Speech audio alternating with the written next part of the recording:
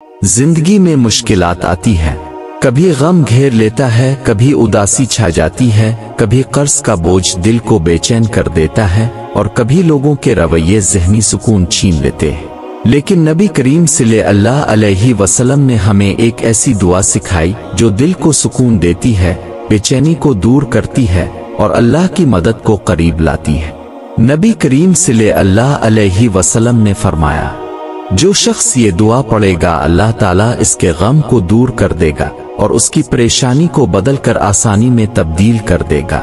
सुनन अबू दाऊद 1555, मस्नद अहमद 3712।